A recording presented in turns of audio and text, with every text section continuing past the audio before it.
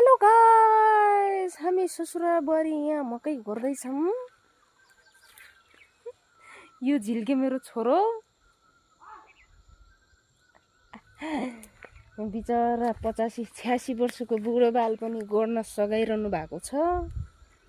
अब गाउँघरमा काम चाहिँ दह्रो दुःख भयो बुवा धेरै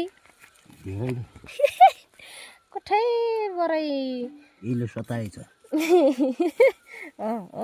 अरू हैरान भइगयो त काम गर्न।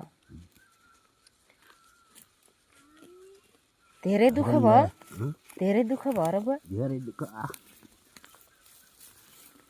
हैरान भयो हजुर हैरान गाह्रो छ जातिहरू काम गरी खान यस्तो गाह्रो छ के कुरा गर्ने हो र।